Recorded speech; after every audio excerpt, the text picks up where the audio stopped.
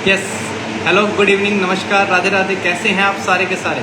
Hopefully बहुत अच्छे होंगे, बहुत शानदार होंगे, बहुत सारी मस्ती कर रहे होंगे, है ना। जल्दी से जुड़ जाएं फटाफट से।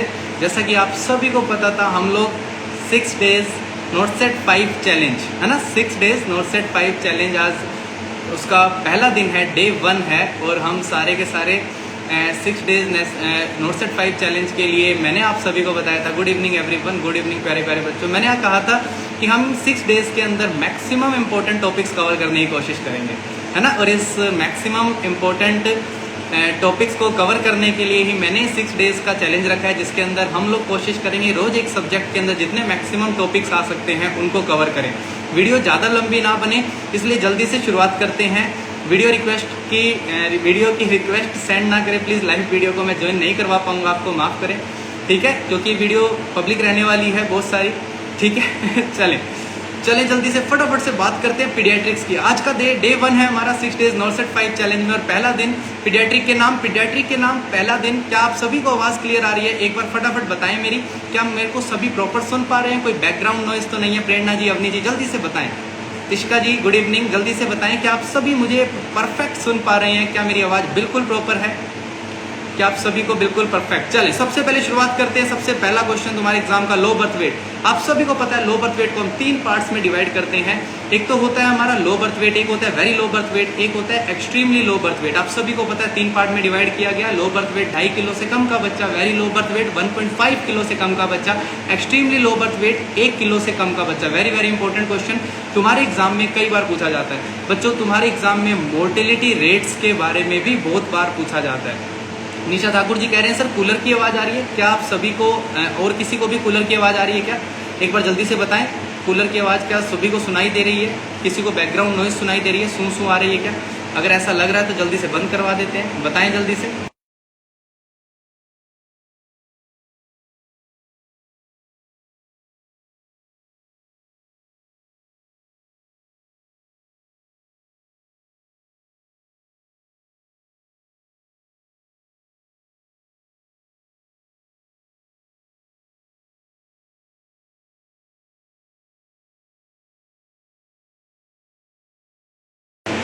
Good evening, good evening, good evening.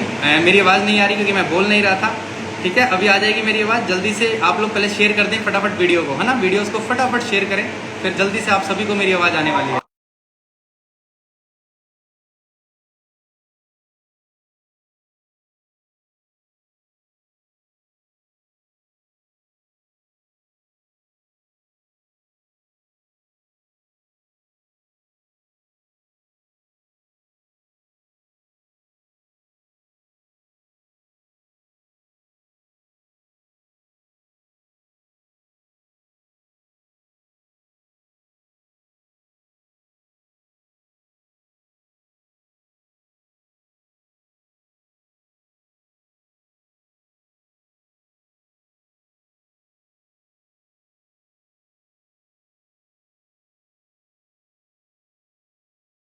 बस 1 मिनट दे, सारी आवाज़ क्लियर कर दी जाएगी। सिर्फ 1 मिनट दे दें बस।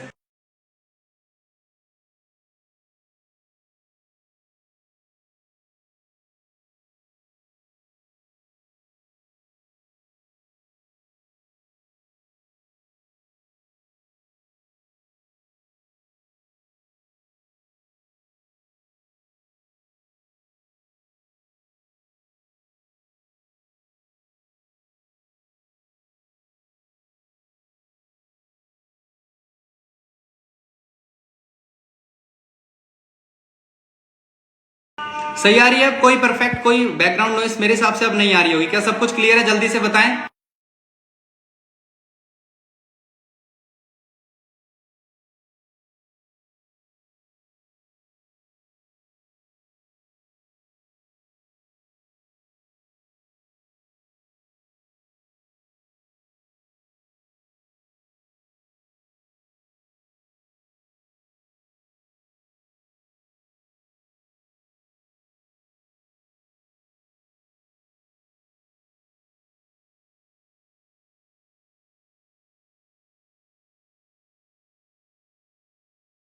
चलें शुरुआत करते हैं धमाकेदार सेशन की। आज के सबसे पहला पॉइंट लो बर्थ वेट पे मैं ऑलरेडी आप सभी को बता चुका हूं। इसके बाद बच्चों बहुत इंपॉर्टेंट पॉइंट, सबसे ज्यादा बार पूछे जाने वाला सवाल आप सभी से, इन्फेंट मोर्टेलिटी रेट। अगर कोई पूछा जाए तुमसे इन्फेंट मोर्टेलिटी रेट का मोस्ट कॉमन कारण क्या होता है, तो आप सभी बता सकते हैं प्री मैच्योरिटी होता है। और बच्चों याद रखना, infant mortality rate nation development का है ना इंडिकेटर होता है। ओवरऑल नेशन डेवलपमेंट का सबसे अच्छा इंडिकेटर होता है। अगर आपसे कोई पूछे सबसे अच्छा इंडिकेटर ओवरऑल नेशन डेवलपमेंट का कौन सा होता है, तो इन्फेंट मोर्टेलिटी रेट होता है। गुड इवनिंग एवरीवन, एंड जो झालावाड़ नर्सिंग कॉलेज से हैं उन सभी का भी स्वागत है। Thank you so much for joining बच्चों, थैंक यू सो मच। आप सभी जल्दी से क्लास को इसको शेयर करें, लाइव सेशन को, और बच्चों को जोड़ें जल्दी से, ताकि अपने सेशन को लंबा भी रख सकते हैं ना, और ज्यादा लंबा भी इस सेशन को रख सकते हैं अगर आप लोग बच्चों को जोड़ेंगे।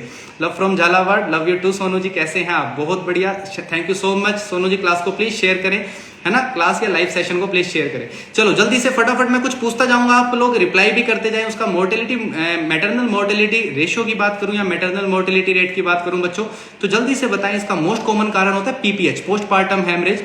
और याद रखना कि आपका देश कैसी सर्विसेज प्रोवाइड कर रहा है, क्वालिटी ऑफ सर्विसेज कैसी है आपके देश की, इसका सबसे अच्छा, सबसे बेहतरीन इंडिकेटर होता है मैटरनल मोर्टेलिटी रेट।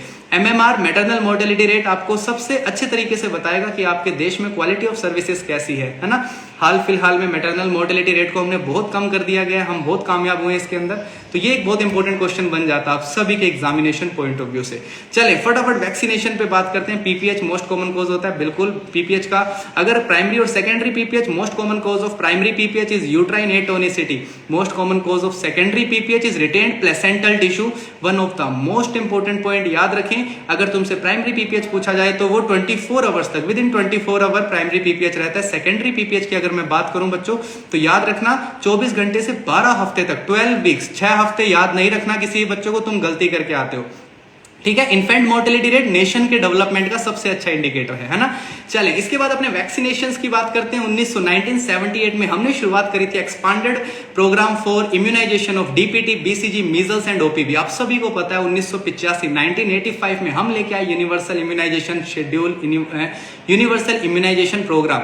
उसके बाद 2014 में हमने डायरेक्ट बाजी मारी नेशनल मिशन इंद्रधनुष, है ना। 7 रंग होते हैं इंद्रधनुष के अंदर, और 7 रंगों के साथ हमने 7 प्रिवेंटेबल डिजीज के बारे में मिशन इंद्रधनुष को लॉन्च किया। गुड इवनिंग एवरीवन, ध्यान से देखिए, रेनबो 7 रंग, 7 preventable disease, and 7 preventable disease कौन कौन सी है?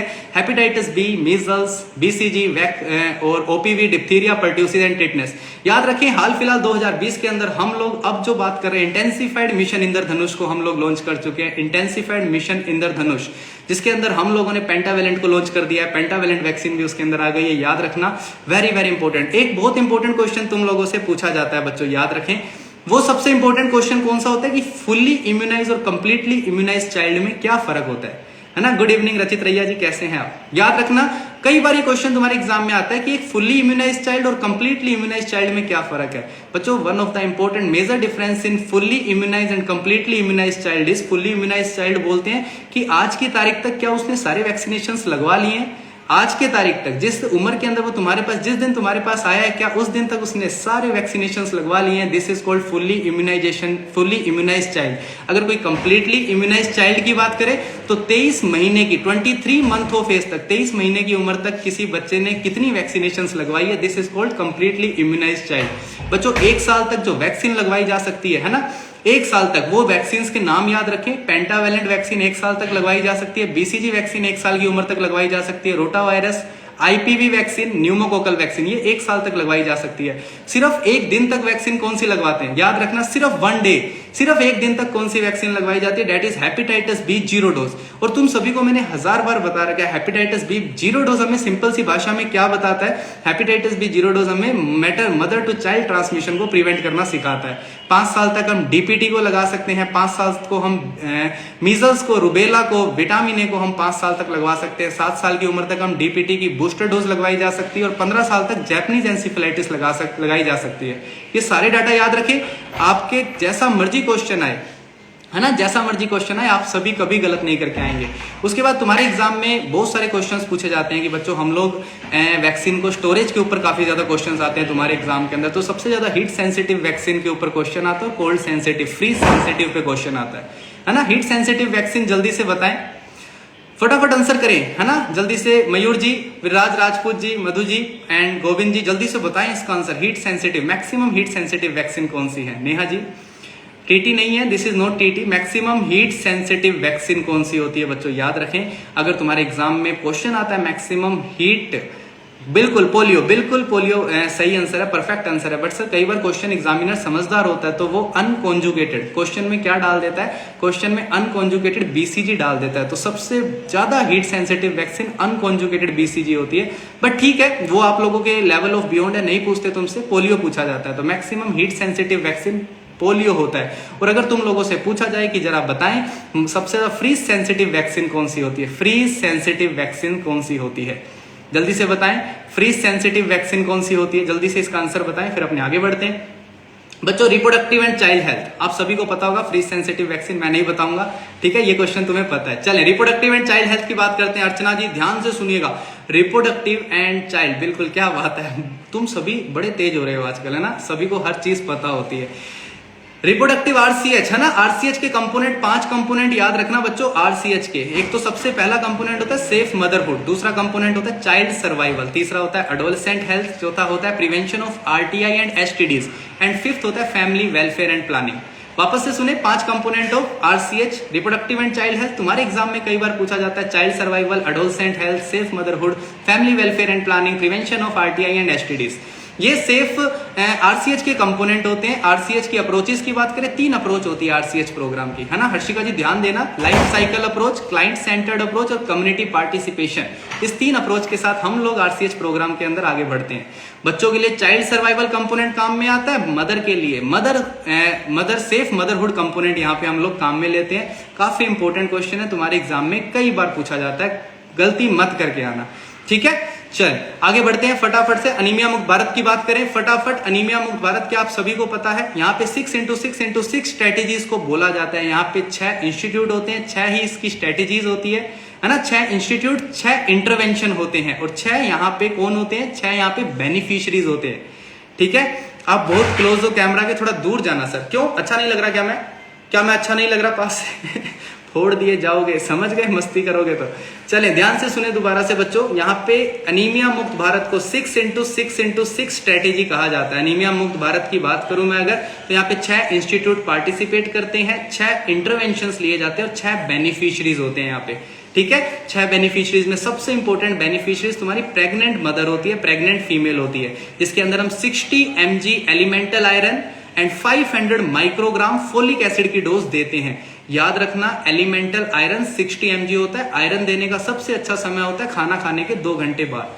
खाना खाने के 2 घंटे बाद हम लोग आयरन देते हैं। आयरन का एब्जॉर्प्शन विटामिन सी बढ़ाता है ना। विटामिन सी या फिर सिट्रस फ्रूट जितने भी होते हैं वो विटामिन इसके आयरन के एब्जॉर्प्शन को बढ़ाते हैं। आयरन को खाने के साथ कभी नहीं देना और हमेशा याद रखें आयरन की टेबलेट को खाली पेट भी नहीं देना, वरना वो इंटरफेयर करता है आपके एब्जॉर्प्शन के साथ, गैस्ट्राइटिस करवा सकता है। तीसरा इंपॉर्टेंट पॉइंट जो सारे बच्चों याद रखें, नेहा जी 400 माइक्रोग्राम WHO का डाटा है। फोलिक एसिड 400 माइक्रोग्राम WHO बोलता है देने के लिए। अगर अनीमिया मुक्त भारत की बात करें तो अनीमिया मुक्त भारत में हमेशा याद रखना 500 माइक्रोग्राम फोलिक एसिड की टेबलेट दी जाती है। चलिए एक और इंपॉर्टेंट बात याद रखना, शुरू के 3 महीने तक सिर्फ फोलिक एसिड सप्लीमेंटेशन दिया जाता है। शुरू के 3 महीने तक सिर्फ फोलिक एसिड दिया जाता है पेशेंट को, मदर को, मैटरनल को, है ना, जो भी माँ होती है। शुरू के प्रेग्नेंट मदर को शुरू के 3 महीने तक सिर्फ फोलिक एसिड देते हैं हम। देन 3 महीने के बाद हम लोग पेशेंट को 4th मंथ से आयरन और फोलिक एसिड की कंबाइंड टेबलेट देते हैं अनीमिया मुक्त भारत प्रोग्राम के अकॉर्डिंग। ये कुछ इंपॉर्टेंट कंपोनेंट थे अनीमिया मुक्त भारत के। अगर मैं RMNCHA की बात करूं, है ना, दूध के साथ, मिल्क प्रोडक्ट, डेयरी प्रोडक्ट के साथ कभी नहीं लेना, ठीक है। और जो नेहा जी बता रहे थे 400 माइक्रोग्राम, वो हम शुरू के 3 महीने में देते हैं। शुरू के स्टार्टिंग के 3 मंथ्स के अंदर हम फोलिक एसिड 400 माइक्रोग्राम देते हैं, जिसमें सिर्फ फोलिक एसिड देनी होती है। और इस फोलिक एसिड को शुरू कब करना होता है, याद रखना, फोलिक एसिड को प्रेगनेंसी से, बिफोर कंसेप्शन से पहले, जब आप प्लान कर रहे हो। जैसा कि हमारे देश में प्लानिंग जैसा कुछ नहीं होता, हाथ से होते हैं, आपको पता है, मैंने पढ़ाया हुआ है बहुत अच्छे से। बच्चों अगर मैं RMNCHA की बात करूं तो यहाँ पे A कंपोनेंट पे पूछा जाता है, RMNCH, इनके बारे में आप सभी को पता है। A कंपोनेंट का मतलब होता है एडोलेसेंट। याद रखना, लाइफ लॉन्ग पैकेज होता है ये पेशेंट के लिए। यहाँ पे हम लोग ANC विजिट्स और PNC विजिट्स, एग्जाम में ऑप्शन हो तो बिल्कुल, है ना, 60 और 500 माइक्रोग्राम देना है, बिल्कुल सही पकड़े हो, है ना। चल एलर्जी राइनाइटिस का इलाज बताओ। चंद्रपाल बैरवा जी, ओपीडी नहीं लगा रहा हूं मैं यहाँ पे ना ओपीडी नहीं लगा रहा हूं मैं कि यहाँ एलर्जिक राइनाइटिस का इलाज बताओ बट फिर भी ठीक है, थोड़ा सा आयुर्वेदिक इलाज की तरफ बढ़े। एलर्जिक राइनाइटिस का आयुर्वेदिक इलाज अच्छा है, थोड़े से योग और आसन करें, जल्दी सही हो जाओगे। बिफोर 1 मंथ ऑफ कंसेप्शन, क्या बात है स्वाति शुक्ला जी, बहुत अच्छी बात है। यहाँ पे याद रखना, एसेंशियल ऑब्स्टेट्रिक केयर और इमरजेंसी ऑब्स्टेट्रिक केयर में हमने RMNCH+A को बांटा है। यहाँ पे अगर मैं एसेंशियल और इमरजेंसी ऑब्स्टेट्रिक केयर की बात करूं तो याद रखना एसेंशियल, है ना, एसेंशियल ऑब्स्टेट्रिक केयर के अंदर हम ANC विजिट और PNC visit, 4 ANC antenatal visit और 4 पोस्टनेटल विजिट्स हम लोग पेशेंट को एडवाइस करते हैं। यहाँ पे बहुत इंपॉर्टेंट बात है। चलें यहाँ पे IMNCI की बात कर लेते हैं बच्चों, very very important topic. IMNCI के पहले हम लोग ब्रेस्ट फीडिंग की बात करें। Baby friendly hospital initiative, baby friendly hospital initiative आप सभी को पता है WHO और यूनिसेफ की मिली भगत है ना। WHO और यूनिसेफ मिलके इस प्रोग्राम को इनिशिएट करते हैं। यहाँ पे 10 स्टेप होते हैं। पहले अगस्त के पहले 7 दिनों को हम लोग ब्रेस्ट वीक सेलिब्रेट करते हैं, ब्रेस्ट फीडिंग वीक। आज हमने ब्रेस्ट फीडिंग के ऊपर बहुत सारे अच्छे अच्छे क्वेश्चंस किए थे, है ना। क्या आप सभी को पता है? मेरे हिसाब से पता होगा। ब्रेस्ट फीडिंग के ऊपर आज हमने शानदार से क्वेश्चन किए थे। बाइफिडस फैक्टर पूछा था मैंने। बाइफिडस फैक्टर कौन से माइक्रो ऑर्गेनिज्म से प्रिवेंट करता है? तो बाइफिडस फैक्टर साल्मोनेला, शिगेला और ई कोलाई, है ना। साल्मोनेला, शिगेला और ई कोलाई से हम लोगों को प्रिवेंट करता है, बच्चे को प्रिवेंट करता है ब्रेस्ट फीडिंग में जो बाइफिडस फैक्टर होता है। शायद ये काफी नया क्वेश्चन था, तुम में से शायद ही किसी को पता होगा। चले बेबी फ्रेंडली हॉस्पिटल इनिशिएटिव की बात करें अगर, उसके बाद अपने दूसरी बात करते हैं ICDS, integrated child development services. ICDS की बात करें बच्चों, ICDS प्रोग्राम, बच्चों याद रखना ICDS प्रोग्राम के अंदर बेनिफिशियरीज होते हैं 6 साल तक के बच्चे। 6 साल की उम्र तक के बच्चे ICDS प्रोग्राम के अंदर बेनिफिशियरीज होते हैं। यहाँ पे अडोलसेंट गर्ल होती है, 11 से 18 साल तक की अडोलसेंट लड़कियां भी इस प्रोग्राम की बेनिफिशियरीज होती है। प्रेग्नेंट वुमेन, नर्सिंग मदर और जो भी वुमेन्स 15 से 45 साल तक की होती है, ये सारी की सारी ICDS प्रोग्राम की बेनिफिशियरीज होती है, जिनको इस प्रोग्राम के तहत फायदा पहुंचाया जाता है। याद रखना यहाँ पे ICDS प्रोग्राम का जो मेन ऑब्जेक्टिव है हमारा, वो 0 से 6 साल की उम्र के बच्चों में न्यूट्रिशनल स्टेटस को इंप्रूव करना है। ठीक है, यहाँ पे हम लोग एक बहुत इंपॉर्टेंट बात बताने जा रहे हैं कि जो मेन हार्ट होता है, जो दिल होता है, सबसे बड़ा दिल होता है जो, है ना। Let's make breast feeding and work, बिल्कुल ये मैंने बताया था आप लोगों को, थीम बताया था इस बार का ब्रेस्ट फीडिंग वीक का। बच्चों याद रखना, अभी सर्वाइवर जी ने आपको बताया है। थैंक यू सो मच बच्चों, ऐसे नई नई बातें जानने के लिए। चैंटिंग सेशन है जिसमें आप लोग भी अपनी नॉलेज शेयर कर सकते हैं, यहाँ पे मैं भी शेयर कर सकता हूँ। जो आप लिखेंगे मैं पढ़ के बताऊंगा, जो मुझे सही लगेगा। ठीक है, तो याद रखिए, अगर ICDS प्रोग्राम का कोर पूछा जाए तुमसे, दिल पूछा जाए, कौन है ICDS प्रोग्राम का दिल कौन है, तो याद रखना anganwadi workers. Anganwadi workers ICDS programme का दिल होता है, हार्ट होता है। ठीक है, ये कुछ इंपॉर्टेंट प्रोग्राम्स थे आप सभी के। देन IMNCI प्रोग्राम, IMNCI में बार बार एक क्वेश्चन पूछा जाता है तुम्हारे से, है ना। नॉन फॉर्मल एजुकेशन, क्या बात है, बहुत बढ़िया। नॉन फॉर्मल एजुकेशन यहाँ पे पार्ट होता है, बिल्कुल। यशवंत जी गुड इवनिंग, कैसे हैं आप?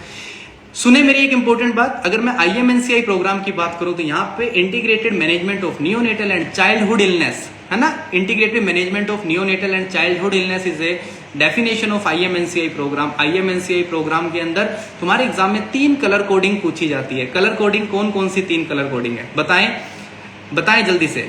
गुड इवनिंग पटेल जी, बताएं पटेल जी, जल्दी से बताएं। यहाँ पे IMNCI प्रोग्राम के 3 कलर कोडिंग, जल्दी से बच्चों फटाफट टाइप करें, जल्दी से टाइप करें बच्चों। IMNCI प्रोग्राम यहाँ पे 2 महीनों तक के बच्चों के लिए एक तो काम करा जाता है, यहाँ पे स्पेशल बातें बनाई गई है, स्पेशल ट्रीटमेंट गाइडलाइंस बनाई गई है 2 महीनों तक के बच्चों के लिए, और एक 2 महीने से 5 साल के बच्चों के लिए अलग से ट्रीटमेंट गाइडलाइंस बनाई गई है। IMNCI प्रोग्राम हमें बहुत शानदार गाइडलाइंस देता है डायरिया की, निमोनिया की।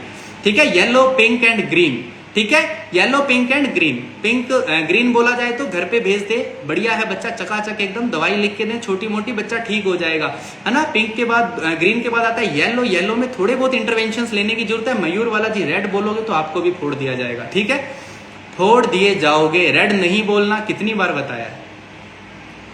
ठीक है, ठीक है। चंद्रपाल बैरवा जी, कोर्स करवाया जा रहा है पूरा, है ना। बहुत सारे माध्यम से कोर्स करवाया जा रहा है। बहुत सारे बच्चे थे जो कि अनअकैडमी पे जुड़ चुके हैं, अनअकैडमी के यूट्यूब चैनल से कोर्स को कंप्लीट कर रहे हैं। यहाँ पे ऐसे नई नई नॉलेज लेके कोर्स को कंप्लीट कर रहे हैं।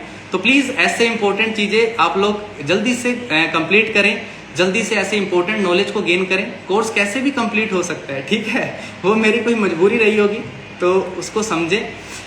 डेवलपमेंटल माइलस्टोन्स की बात करते हैं बच्चों, है ना। Developmental milestone is one of the most important topic तुम्हारे एग्जाम के अंदर, जो कई बार पूछा जाता है डेवलपमेंटल माइलस्टोन के बारे में, है ना। अगर मैं यहाँ पे बच्चों याद रखो कि अगर आपसे पूछा जाए ऐसे कौन कौन से रिफ्लेक्सेस हैं जो बर्थ के टाइम पे देखने को मिलते हैं, बर्थ के टाइम पे आते हैं, ऐसे कौन कौन से रिफ्लेक्सेस हैं, तो याद रखना यहाँ पे पाल्मर ग्रेस्प रिफ्लेक्स है ना। पाल्मर ग्रेस्प रिफ्लेक्स 28 वीक्स पे ऑनसेट होता है, 32 हफ्ते पे फुल डेवलप हो जाता है, डिसअपियर हो जाता है 2 से 3 महीने में डिसअपियर हो जाता है ना। अमित सर आए हैं, गुड इवनिंग अमित जी, कैसे हैं आप। दूसरी बात करते हैं कि सर यहाँ पे रूटिंग रिफ्लेक्स देखें फटाफट। रूटिंग रिफ्लेक्स का ऑनसेट 32 हफ्ते पे होता है और ये 36 हफ्ते पे पूरा डेवलप हो जाता है रूटिंग रिफ्लेक्स। ये 1 महीने के अंदर अंदर डिसअपियर हो जाता है, 1 से 2 महीने में। मोरो रिफ्लेक्स 28 वीक्स पे इसका ऑनसेट होता है, 37 वीक्स पे फुल्ली डेवलप हो जाता है, 37 वीक्स पे फुल्ली डेवलप हो जाता है, 6 महीने में डिसअपियर हो जाता है। अगर मैं एसिमेट्रिकल टोनिक नेक रिफ्लेक्स की बात करूं, 35 वीक्स पे इसका ऑनसेट होता है और 1 मंथ पोस्ट नेटल ये फुल डेवलप हो जाएगा और ये 6 से 7 महीने में डिसअपियर हो जाता है। तो ये कुछ रिफ्लेक्सेस हैं जो बर्थ से पहले प्रेजेंट होते हैं, बर्थ से पहले प्रेजेंट होते हैं। कुछ रिफ्लेक्सेस जो जन्म के बाद मिलते हैं आपको, पैराशूट रिफ्लेक्स। तुम्हारे एग्जाम में कई बार क्वेश्चन आता है, नजर आ रहा क्वीन जी जरा देखें कि पैराशूट रिफ्लेक्स पूरी लाइफ लॉन्ग प्रेजेंट रहता है, कभी भी डिसअपियर नहीं होता। तुम्हारे एग्जाम में कई बार सवाल पूछा गया है, parachute reflex life long present होता है। तुम्हारे एग्जाम में कई बार क्वेश्चन पूछा जाता है इसके बारे में कि सर अगर मोरो रिफ्लेक्स परसिस्टेंट बना हुआ है ना, मोरो बेबिंस्की रिफ्लेक्स 1 से 2 साल में गायब हो जाता है। नेहा जी बिल्कुल सही बात बोली आप लोगों ने, ठीक है। पैराशूट रिफ्लेक्स होता है वो हमेशा प्रेजेंट रहता है, कभी गायब नहीं होता। मोरो रिफ्लेक्स पे बहुत सारे क्वेश्चंस आते हैं। मोरो रिफ्लेक्स सबसे अच्छी इंफॉर्मेशन किसके बारे में देता है, जल्दी से बताएं। मोरो रिफ्लेक्स सबसे बेहतरीन इंफॉर्मेशन किसके बारे में देगा तुम्हें, फटाफट बताओ। सर हमें हमारे दिमाग की इंफॉर्मेशन देता है ना। स्मगलर जी, स्मगलर बंदा कहां से आए हो हैं बे चले ध्यान से सुने। मोरो रिफ्लेक्स हमारे ब्रेन फंक्शंस के बारे में, न्यूबॉर्न बच्चे का ब्रेन कैसा काम कर रहा है उसके बारे में सबसे अच्छी इंफॉर्मेशन लेता है। रागनी जी मेरी ऑनलाइन क्लासेस अनअकैडमी पे मिलेगी आपको। अनअकैडमी के लेट्स क्रैक नर्सिंग एग्जाम पे आप लोग सारे ज्वाइन कर सकते हैं, है ना। उस चैनल पे मैं आप सभी को बहुत सारे लाइव सेशन चल रहे हैं, मेरे PYQ मास्टर क्लास सीरीज चल रही है, आप सब देखें वहां जाके मेरी क्लासेस को, सेशन को, ठीक है। और अभी हम 18 तारीख से नया बैच भी लॉन्च करने वाले हैं अनअकैडमी पे, तो वो बैच भी आप सभी को जल्दी ही आप सभी को देखने को मिलेगा, उस बैच में भी आप जुड़ सकते हैं। चले, अगर किसी पेशेंट में मोरो रिफ्लेक्स टाइम के बाद गायब हो जाना चाहिए, 6-7 महीने के बाद चला जाना चाहिए, क्या बात है नेहा जी, परफेक्ट एकदम। मोरो एबडक्शन सी शेप्ड एडक्शन, क्या बात है, बिल्कुल perfect answer. More than 2 year present होगा तो न्यूरोलॉजिकल कॉम्प्लिकेशन होती है। बेबिंस्की रिफ्लेक्स के बारे में मधु जी बता रहे हैं, थैंक यू सो मच। बहुत सारी बातें पता है, तुम सारे शाने हो गए हो पढ़ पढ़ के। देखिए जरा, परसिस्टेंट मोरो रिफ्लेक्स बच्चों, अगर लगातार मोरो रिफ्लेक्स बना हुआ है किसी पेशेंट में तो ये हमें बताता है पेशेंट का सेरेब्रल डैमेज हो गया है। किसी पेशेंट के अंदर मोरो रिफ्लेक्स जरूरत से ज्यादा एक्सरवेटेड है। एक्सरवेटेड का मतलब जरूरत से ज्यादा मोरो रिफ्लेक्स शो कर रहा है कोई पेशेंट, इसका मतलब पेशेंट के अंदर HIE है, स्टेज 1 HIE। HIE बोले तो hypoxic ischaemic encephalopathy. Absent Moro reflex down syndrome में मिलता है और स्टेज 3 HIE के अंदर मिलता है, स्टेज 3 HIE के अंदर मिलता है। और अगर कोई पूछे एसिमेट्रिकल मोरो रिफ्लेक्स कहां पे देखने को मिलेगा, तो एसिमेट्रिकल मोरो रिफ्लेक्स बच्चों याद रखें, क्लेविकल फ्रैक्चर हो जाए, है ना, कंजेनाइटल हेमीप्लेजिया हो जाए, अर्ब पाल्सी, है ना, क्लुम्पके पाल्सी, ये कुछ बीमारियां हैं जिसके अंदर आपको एसिमेट्रिकल मोरो रिफ्लेक्स देखने को मिलता है। 5 स्टार टॉपिक है, तुम्हारे एग्जाम में कई बार पूछा जाता है, कई बार पूछा जाता है। कुछ नई नई चीजें जो कि नॉर्मल होती है बच्चों में और एबनॉर्मल लगती है, जैसे मंगोलियन स्पॉट, मीलिया, इरेथमा टॉक्सिकम, साल्मोन पैचेस, है ना, एप्स्टीन पर्ल, स्ट्रॉबेरी एंजियोमा, देन ये नियोनेटल पोस्चुलर मेलेनोसिस, ये कुछ ऐसी चीजें हैं जो बिल्कुल नॉर्मल होती है और देखने में ऐसा लगता है बच्चे में एबनॉर्मल है। पेरेंट्स होते हैं वो घबराते हुए पहुंच जाते हैं कि मेरे बच्चे को क्या हुआ, डॉक्टर साहब देखिए जरा। चलें, अगला सवाल सबसे important, one of the favourite topic for all the examination point of view is neonatal resuscitation. Neonatal resuscitation पे सवाल ना आए ऐसा नहीं हो सकता। इस नोटसेट में तुम्हारे नोटसेट 4 के अंदर 5 सवाल थे नियोनेटल रिसक्सिटेशन के ऊपर। जरा नियोनेटल रिसक्सिटेशन का सबसे पहला पॉइंट बताएं मुझे। नियोनेटल रिसक्सिटेशन जो होता है उसके अंदर हार्ट रेट कितने से कम हो जाए, हार्ट रेट कितने से कम हो जाए, है ना, जल्दी से बताएं, हार्ट रेट कितने से कम हो जाएगा तो पेशेंट के अंदर CPR शुरू करना पड़ेगा, नियोनेटल रिसक्सिटेशन शुरू करना पड़ेगा। फटाफट आंसर देते जाएं, मैं फटाफट क्वेश्चन पूछ रहा हूं आप सभी से, जल्दी से आंसर दे।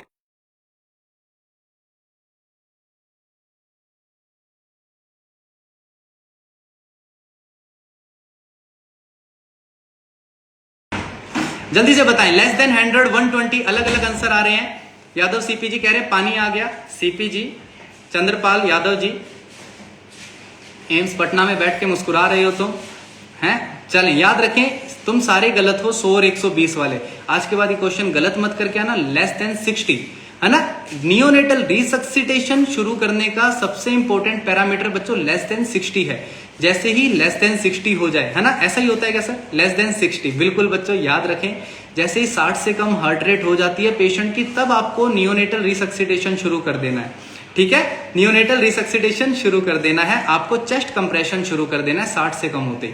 ये कुछ काफी इंपॉर्टेंट पैरामीटर्स हैं जो आप सभी को याद रखने हैं। कि सर अगर हम दूसरा इंपॉर्टेंट पॉइंट पूछे तो यहाँ पे डाइल्यूशन क्या रहता है एडीआर का, एड्रेनलिन का डाइल्यूशन बताएं। नियोनेटल रिसक्सिटेशन में एडीआर का डाइल्यूशन क्या रहेगा? फटाफट आंसर करते जाओ इन क्वेश्चंस के जो तुम्हें पता है जल्दी से बता दें। डाइल्यूशन यहाँ पे 1:10,000 रहता है ना सर। 1 ml एडीआर के अंदर 9 ml नॉर्मल सलाइन मिला दो तो सर 1:10,000 डाइल्यूशन बन जाता है हमारे यहाँ पे।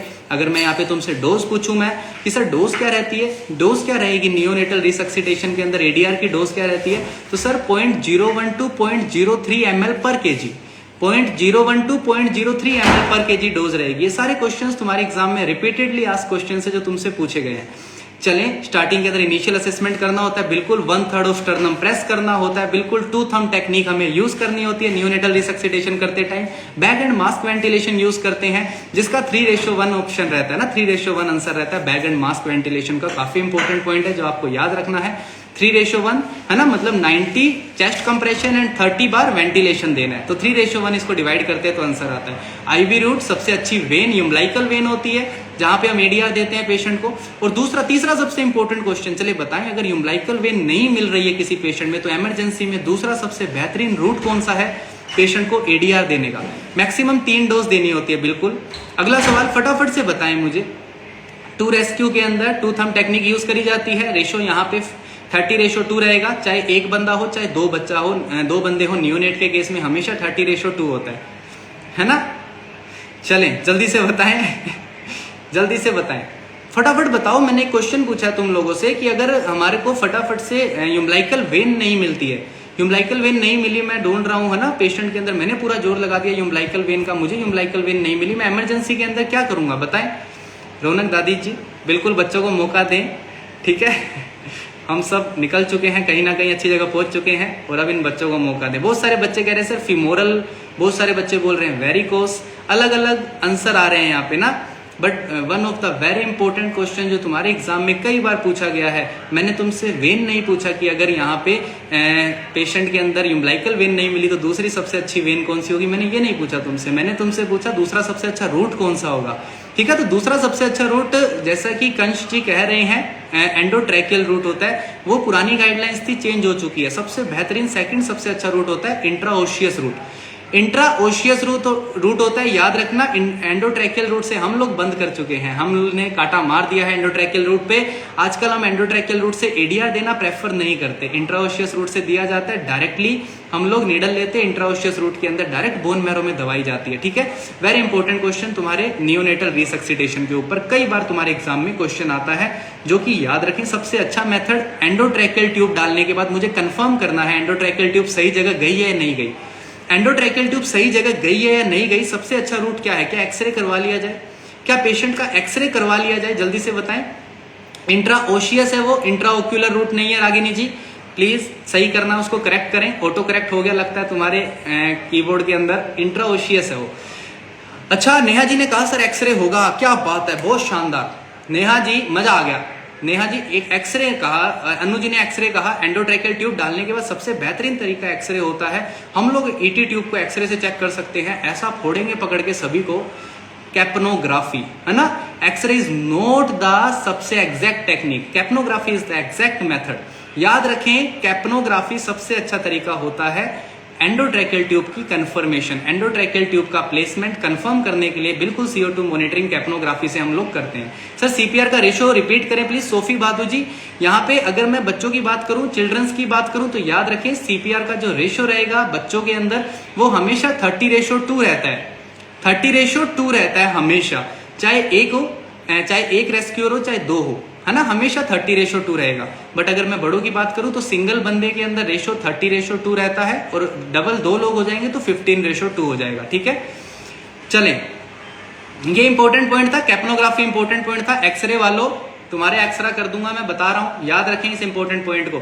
चलें, अगर कोई सी बच्चे का 1 किलो से कम का बच्चा है ना, प्रीटर्म बच्चा है, 1 kg से कम वेट है किसी बच्चे का, तो बताएं कितने mm की ट्यूब लेनी है, एंडोट्रैकियल ट्यूब कितने mm की ली जाए, फटाफट बताएं कितने mm की एंडोट्रैकियल ट्यूब ली जाए, फटाफट से आंसर कर दें, फिर आगे बढ़ते हैं, फटाफट आंसर कर दें, जल्दी से आंसर कर दें फटाफट। रागिनी जी जल्दी से आंसर करें, मुस्कुराए ना। सर चॉकलेट तो 2 सही आंसर मैंने दिया है ओनली। अबे मैं इतनी मेहनत करके पढ़ा रहा हूं, तुम दोगे मैं दूंगा हैं, जब देखो इनको। Good evening Vikas Kumar ji, how are you, कैसे हैं आप। 2.5 mm परफेक्ट, नेहा जी बिल्कुल परफेक्ट आंसर है। याद रखें यहाँ पे मिलर ब्लेड यूज किया जाता है नियोनेट के अंदर, ठीक है। बहुत सारी बातें बता दी मैंने तुम्हें। यहाँ पे जो टारगेट सैचुरेशन रहता है प्रीटर्म बच्चों के अंदर ऑक्सीजन का, याद रखना 90 to 95% रहता है। अगर ज्यादा ऑक्सीजन देती पेशेंट को आप लोगों ने, ज्यादा ऑक्सीजन देते ही रेटिनोपैथी ऑफ प्री मैच्योरिटी हो जाती है। 2.5 mm बच्चों, 1 किलो से कम का बच्चा है 2.5 mm, हमेशा याद रखें 1 किलो से कम का बच्चा है तो 2.5 mm, ठीक है। ये एक इंपॉर्टेंट पॉइंट है। 1 से 2 किलो के बच्चे में 3 mm, और एक टर्म बेबी है, नॉर्मल टर्म बेबी है तो 3.5 mm, है ना चंद्रपाल जी। चलें एक अगला क्वेश्चन बताएं। नियोनेटल हाइपोथर्मिया से क्वेश्चन है मेरा कि सर नियोनेटल हाइपोथर्मिया को साइलेंट किलर बोला जाता है ना। एक्सरे ट्यूब करते हैं ना, बिल्कुल राइल्स ट्यूब में एक्सरे से कंफर्मेशन करते हैं, बिल्कुल मेरे सर्चना जी बिल्कुल सही आंसर है, ठीक है। राइल्स ट्यूब डालते टाइम हाई फाउलर पोजीशन दी जाती है। राइल्स ट्यूब को हम मेजर कैसे करते हैं, नोज से ईयर लोब्यूल, ईयर लोब्यूल से जिफिस्टर्नम तक मेजर करते हैं। एक्सरे प्लेसमेंट को कंफर्म करता है कहां पे हमने डाला है। एक और टेस्ट किया जाता है, वो वूश टेस्ट बोलते हैं जिसको हम, है ना, 50 ml सिरिंज से हम लोग हवा मारते हैं जोर से भम, और स्टेथोस्कोप से सुन के देखते हैं। साइलेंट किलर बोला जाएगा। Most common method of heat loss, याद रखें most common method of heat loss क्या होता है यहाँ पे। Most common method of heat loss जन्म के टाइम पे, बर्थ के टाइम पे most common method heat loss का क्या होता है बच्चे में, जल्दी से बताएं। Most common method of heat loss at the time of birth, जल्दी से बताओ बच्चों, जल्दी से बताओ। हैं क्या लास्ट में किसी भी एक बच्चे को ज्वाइन करने का मौका दिया जाएगा? कोई भी एक बच्चा लास्ट के अंदर, है ना, एक सवाल पूछूंगा आखिरी के अंदर, जो उसका सही आंसर देगा उसको लास्ट में वीडियो कॉल पे ज्वाइन करने का मौका दिया जाएगा, है ना, और उससे बात करी जाएगी थोड़ी सी। क्या बोलते हो, सही है बात ऐसी? चलें ऐसा काम करेंगे आज, ठीक है।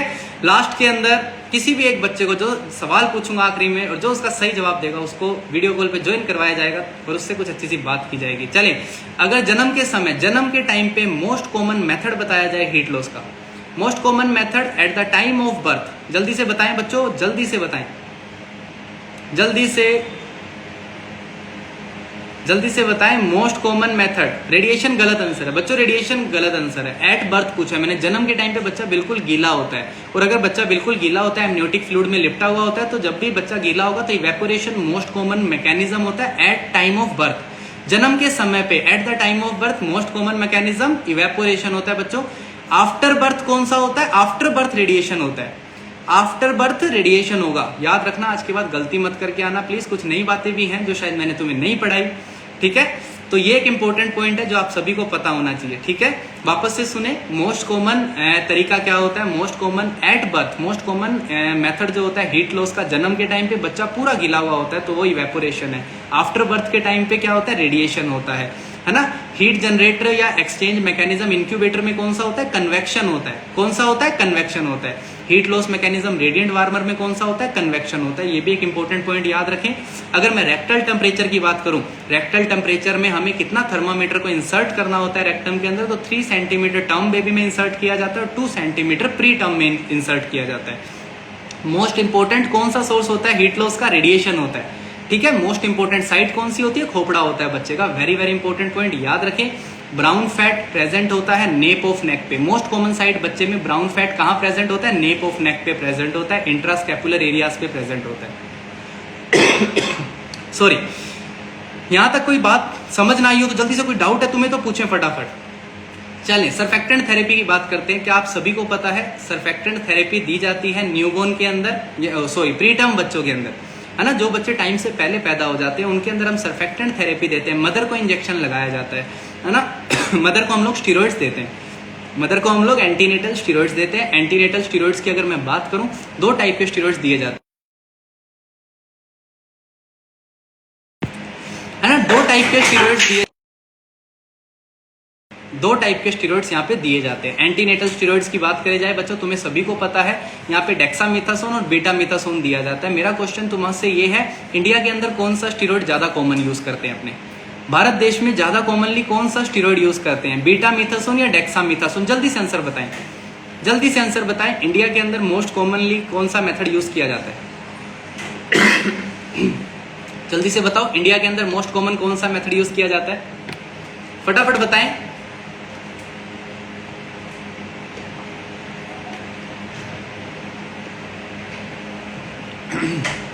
क्या बात है ना? बीटामेथासोन नहीं होता। नेहा जी आज के बाद याद रखें, इंडिया के अंदर मोस्ट कॉमन मेथड डेक्सामेथासोन होता है। ठीक है, डेक्सामेथासोन इंडिया के अंदर मोस्टली यूज करते हैं हम। 6 mg डोज होती है, 4 डोज दी जाती है ना? 4 डोज दी जाती है 12 घंटे के बाद, एवरी 12 आवरली हम लोग देते हैं। बीटामेथासोन की 2 डोज दी जाती है 24 घंटे के बाद, है ना? तो ये कुछ इंपॉर्टेंट क्वेश्चन है, इंट्रामस्कुलर रूट से माँ को दिया जाता है। बच्चों याद रखना, एंटीनेटल स्टेरॉइड देने से बहुत सारे फायदे होते हैं, बहुत सारे फायदे होते हैं। Antenatal steroid, respiratory distress syndrome होने का खतरा कम हो जाता है, नेक्रोटाइजिंग एंटेरोकोलाइटिस होने का रिस्क कम हो जाता है, इंट्रावेंट्रिकुलर हेमरेज होने का खतरा कम हो जाता है प्रीटर्म बच्चों में, और नियोनेटल मोर्टेलिटी होने का खतरा भी कम हो जाता है। ये बहुत सारी बातें जो आपको पता होनी चाहिए, है ना? तो ये सारी की सारी बातें याद रखें। मोस्ट कॉमन कारण क्या होता है टर्म बेबी के अंदर? जल्दी से बताएं। एक टर्म बेबी के अंदर डिस्ट्रेस होने का मोस्ट कॉमन कारण होता है ट्रांजिएंट टैकीपीनिया ऑफ न्यूबॉर्न।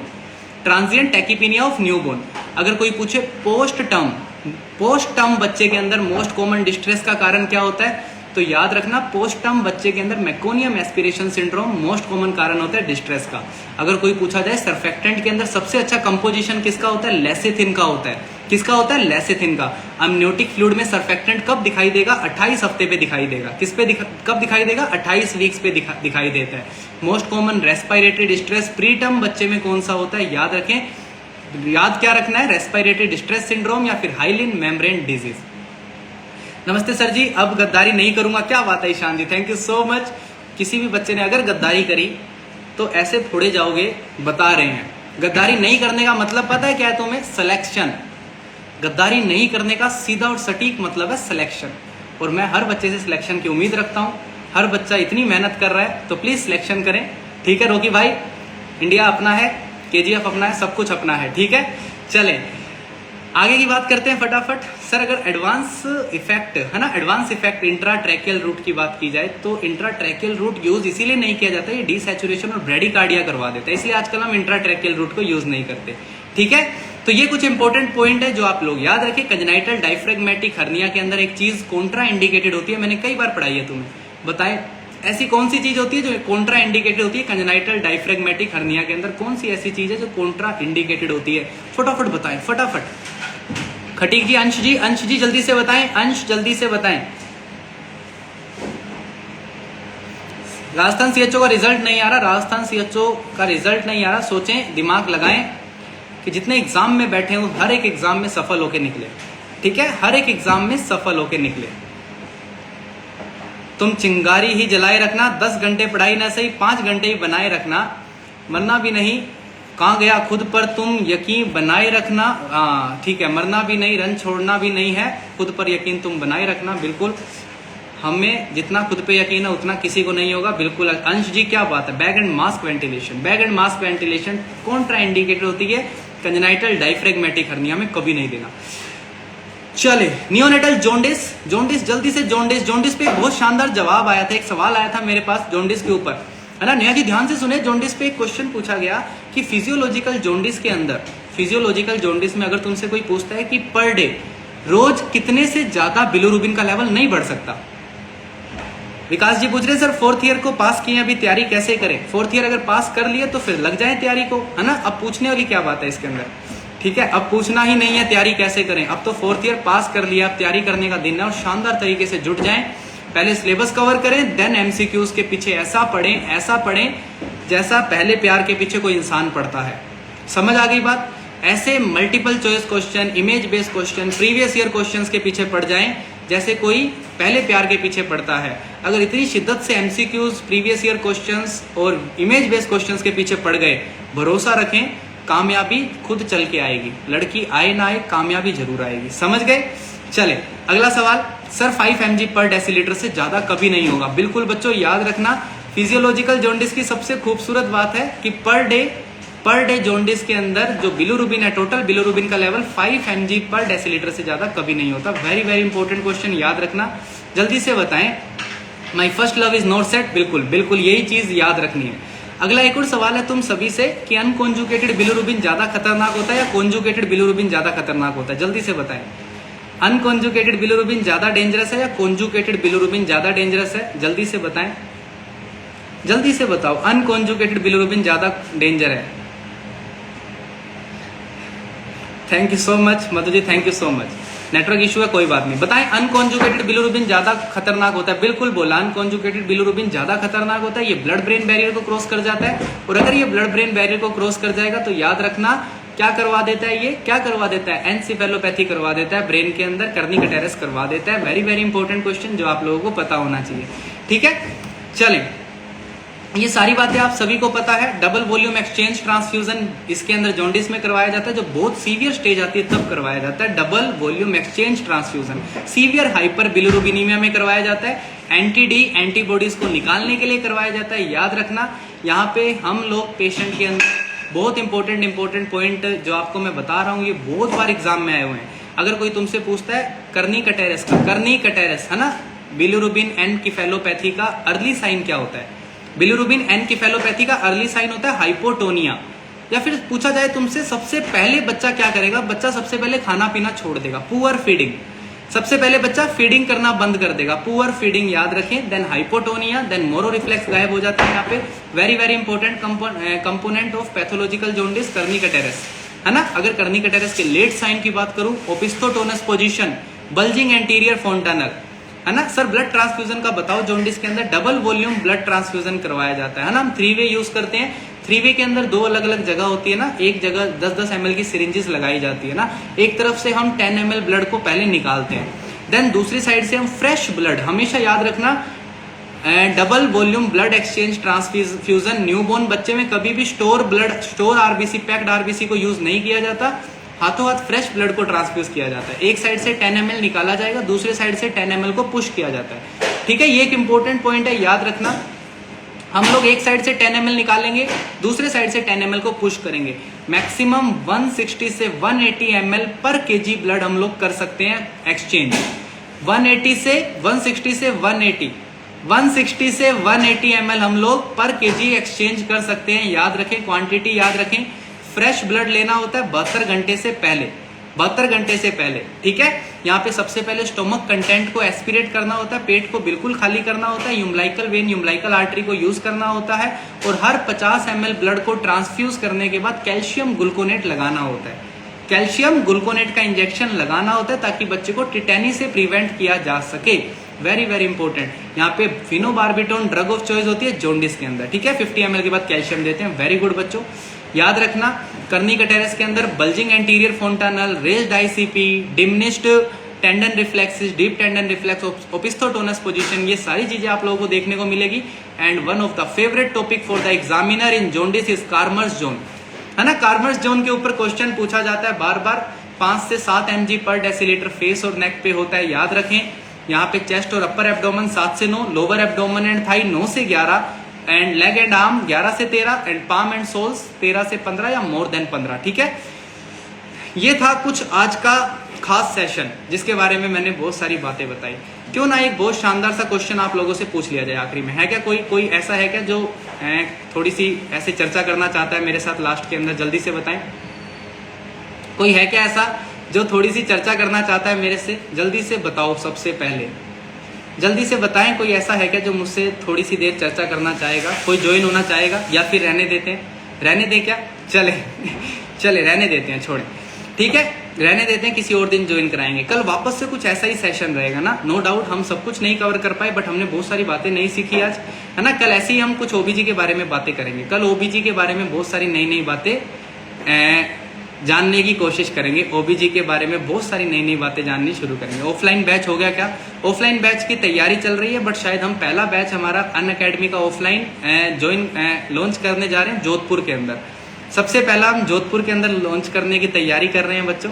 तो जोधपुर के अंदर बैच लॉन्च करने वाले हैं हम यहाँ पे सबसे पहले हमारा, ठीक है। और जल्दी दिल्ली और जयपुर में भी आप लोगों को देखने को मिलेगा, दिल्ली और जयपुर में भी देखने को मिलेगा। शायद सारी बातें चमक गई आप लोगों को, वेरी गुड।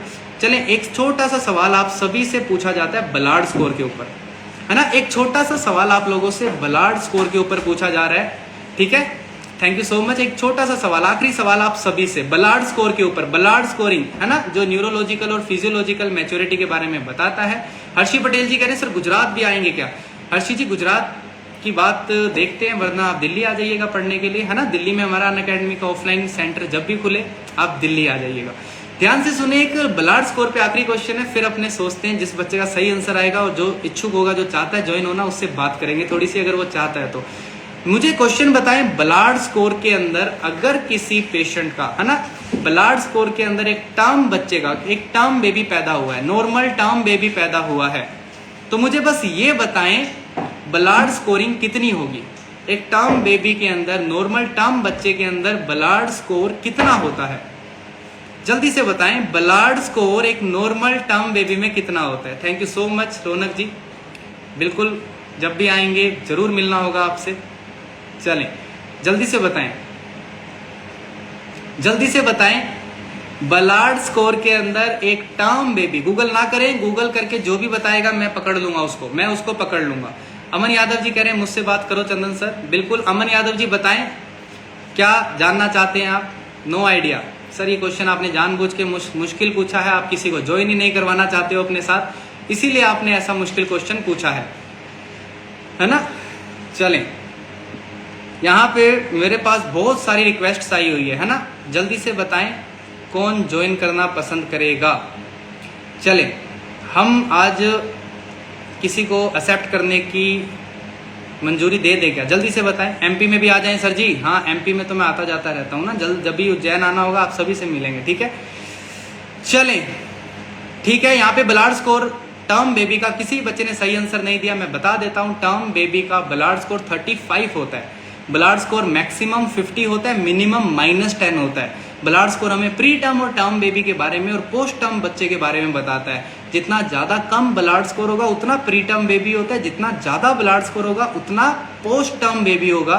मैक्सिमम 40 होता है, 40 के अंदर 44 हफ्ते, 44 वीक्स बलार्ड स्कोर होता है, 44 वीक्स का बच्चा होगा अगर बलार्ड स्कोर 50 होता है, ठीक है। बिहार भी बिल्कुल आएंगे, ठीक है। तो चले जल्दी से फटाफट से, यहाँ पे किसी को ज्वाइन करने की परमिशन दी जाती है, चलें ज्वाइन करवाते हैं अपने को ज्वाइन कर सकते हैं, उनको एक मौका दिया जा रहा है। क्या आप हो क्या यहाँ पे? अगर हो तो मैं एक्सेप्ट कर लेता हूँ आपको, और अगर आप नहीं हो तो फिर मुझे आप सभी से अलविदा लेना पड़ेगा, है ना, क्योंकि विशाल अनिल सिंह जी को मैं ज्वाइन करवा सकता हूँ। वैसे विशाल जी नहीं है यहाँ पे, एडीआर भी है ना, करण सिंह शेखावत जी भी हैं। करण सिंह शेखावत जी, क्या आप ज्वाइन करना पसंद करेंगे? मैं देख रहा हूँ शायद मैं ज्वाइन नहीं कर पा रहा, है ना। एडीआर ज्वाइन, क्या बात है। यहाँ पे करण सिंह शेखावत जी हमारे साथ है ना। चले, ये मैं बता दूं आपको, करण सिंह शेखावत जी हमारे जूनियर रहे हुए हैं, ये हमारे ही कॉलेज के हैं और ये हमारे जूनियर है, ठीक है। और ये काफी, शायद आप दिख नहीं रहे, है ना। झालावाड़ कब आ रहे हैं? झालावाड़ बहुत जल्दी मिलना होगा, बहुत जल्दी मिलना होगा, है ना। करण जी आप मुझे दिखाई नहीं दे रहे हो ना, आप मुझे दिख नहीं पा रहे हो, तो अगर आप प्लीज एक बार अपने आप को विजिबल करेंगे तो सही रहेगा। और विशाल जी भी जुड़ना चाहते हैं, क्या बात है, कैसे हैं आप? Hello sir. Hello sir. मैं अच्छा हूँ, बिल्कुल। आप बताएं कैसे हैं करण जी, कैसी लगी क्लास आज की जो सर सर बहुत अच्छी थी और बहुत मोटिवेटेड भी थी क्लास। और अभी लाइब्रेरी में है, मैं और मेरा फ्रेंड दोनों ही देख रहे हैं। अच्छा, थैंक यू सो और मच। कंटिन्यू चल रही है आपकी class. Thank you so much, है ना। मुझे ऐसा लगता है कि छोटे छोटे इनिशिएटिव्स हैं जो हमें जुड़ने का मौका देते हैं, और बहुत सारे बच्चे हमारे साथ जुड़ पाते हैं इस इनिशिएटिव से, और बहुत कम टाइम में हम बहुत कुछ नया जान पाते हैं। कोई भी बच्चा अगर नोट्स बना रहा होगा इन चीजों के, तो शायद मुझे लगता है 2 या 3 पेजेस में 100 से ज्यादा क्वेश्चन, है ना। सही बता रहे हो आप। तो ऐसे छोटे छोटे इनिशिएटिव्स, मैंने सोचा 6 दिन के बाद एग्जाम है, क्यों ना 6 दिन को हम इस तरीके से सेलिब्रेट करें। एक thank you initiative, sir, thank you, है ना। Thank you sir for more videos on YouTube. Thank you so daily much, देखते भी हैं। और बहुत अच्छे से तैयारी करें, प्लीज जल्दी से सिलेक्शन लें, यही मेरी आप सभी के साथ रिक्वेस्ट है। और शायद विशाल जुड़ना चाह रहे हैं, है ना। विशाल सिंह जी जुड़ना चाह रहे हैं। अगर मेरे को सर लाइव फीड को सेव कर देना, इस लाइव फीड को बिल्कुल ये सेव रहेगी ना, बेफिक्र रहें, बिल्कुल सेव रहेगी। ठीक है, चलिए ठीक है। थैंक यू सो मच बच्चों, thank you. Thank you, thank you thank so you. Much. और ठीक, बिल्कुल जल्दी से पढ़ाई करें, जल्दी से कामयाब बने। ठीक है, थैंक यू सो मच बच्चों for thank you joining boss. This day 1 और 6 डेज चैलेंज है हमारा नोट सेट का। कल दोबारा ओपीजी के सेशन के साथ मिलेंगे, टाइमिंग सेम रहेगा 6:30 पर। कल दोबारा से मिलते हैं, ठीक है। Thank you so much, tata bye thank bye, you. See you, मस्त रहिए, ख्याल रखें अपना।